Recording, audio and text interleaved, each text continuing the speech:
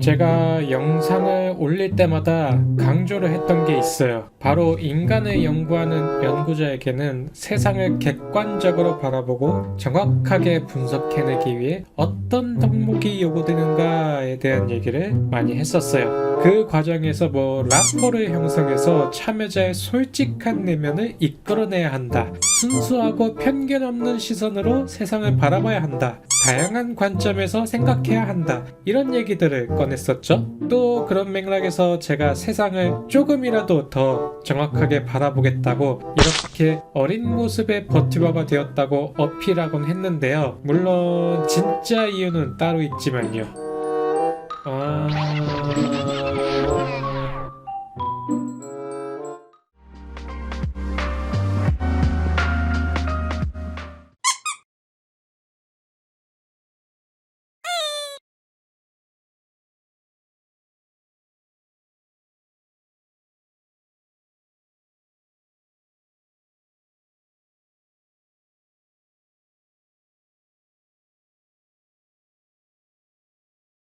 어찌됐든 왜 이 버튜버는 어려지면은 사람들을 더 정확하게 볼 수 있다고 주장하는 걸까요? 사실 비슷한 맥락에서 일부 인지심리학 연구자들은 실험 대상으로 어린이를 선호하기도 합니다.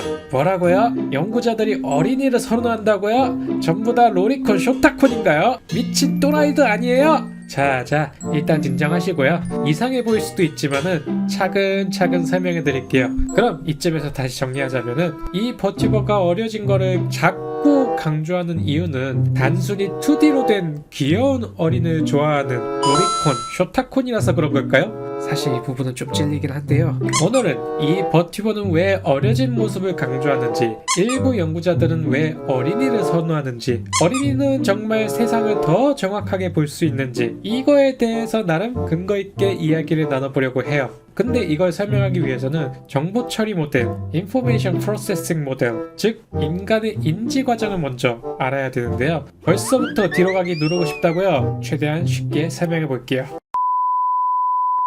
정보 처리 모델은 인지심리학에서 유래했어요. 먼저 인지심리학은 인간을 일종의 컴퓨터처럼 바라보는 관점을 갖고 있는데요. 즉, 이 모델은 인간이 외부 자극을 어떻게 인식하고 해석하는지를 컴퓨터 회로도처럼 단계적으로 설명하는 거예요. 예를 들어 지금 여러분이 저를 이렇게 보고 있다고 해봅시다. 제 모습에 대한 이미지를 이렇게 딱 보여드렸을 때 이건 버튜버 캐릭터야 라고 인식하기까지 어떤 과정을 거치게 될까요? 원래는 이 모델이 복잡하게 되어 있지만은 이 영상에서는 감각, 지각, 인지 이 세 가지 단계를 위주로만 설명을 할게요. 먼저 감각입니다. 가장 먼저 인간의 감각기관, 즉 오감을 통해 이미지가 입력이 됩니다. 버튜버 캐릭터를 볼 때를 예를 들어보죠. 눈을 통해 들어오는 시각 정보, 형태라든지 색상이라든지 명도, 대비 이런 것들을 좀 필터링 없이 받아들이는 단계예요. 상황에 따라 청각이나 후각, 미각도 쓰겠죠? 잠깐, 미각? 근데 어떤 인간이 버튜버 캐릭터를 인식한답시고 모니터를 할기까지 하겠어요? 아무튼 이건 아직 정리가 안 된 말 그대로 날것의 정보입니다. 이런 식으로 정보가 서로 흩날려져 있는 날것의 상태로 입력을 받죠. 다음으로 지각 단계입니다. 지각 단계에서는 이 입력받은 감각 정보들을 구조화해서 정리하는 단계예요.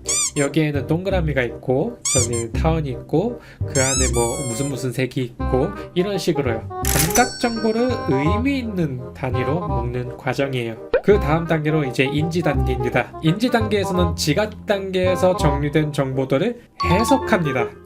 이건 사람이구나, 이건 캐릭터구나, 이런 식으로요. 해석할 때는 이제 기억 속에 있는 정보를 참고해서 이건 이런 거야 라고 이제 판단을 하게 되는 단계예요. 여기까지 말한 것 중에서 핵심은 인지 단계에서의 해석은 과거의 경험과 기억에 따라서 달라진다는 점이에요. 즉, 우리는 삶에서 축적된 경험을 바탕으로 사물이나 상황을 해석해요. 그런데 여기서 몇 가지 생각해 볼 만한 게 있어요. 첫 번째로, 만약 잘못된 정보가 기억되어 있다면은 해석도 잘못될 수 있겠죠. 대표적인 현상의 예시로 편견이 있고요. 두 번째로 해석이 과거 경험에 기반한다는 점에서 인간의 인재는 애초에 객관적일 수 없습니다. 여기서 좀 더 자세히 설명하려고 하면 좀 철학적으로 빠지니까 여기까지만 하도록 할게요.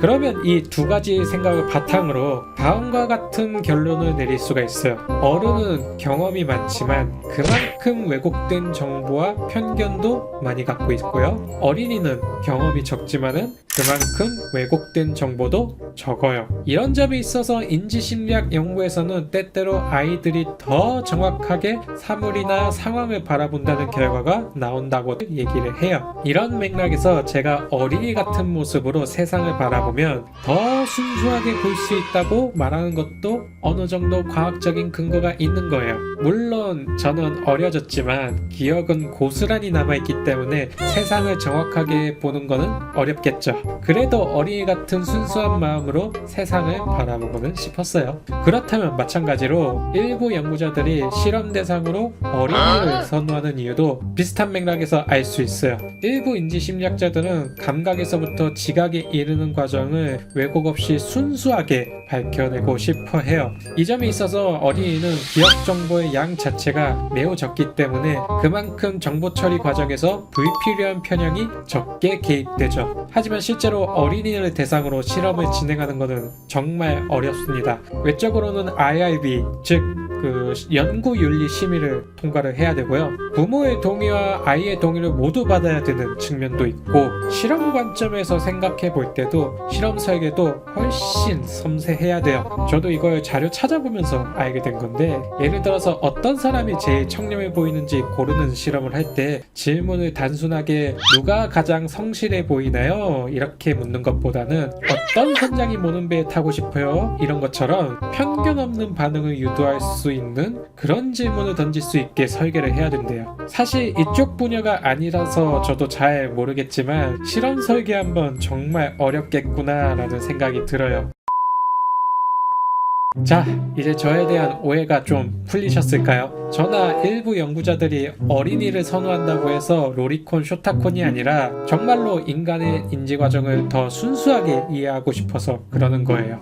저도 농담으로 2D 어린이 캐릭터를 선호한다, 네무이 로빈이라는 미친 작자가 2D 어린이 캐릭터를 선호하는 로리콘, 쇼타콘인 나머지 자기도 어린이가 돼버렸다, 그런 얘기를 꺼내기도 하지만 사실은 그런 어린이의 순수성을 담고 싶어서, 세상을 더 정확하게 보고 싶어서 그렇게 된 거라고 봐주셨으면 좋겠습니다. 믿어주세요, 제발.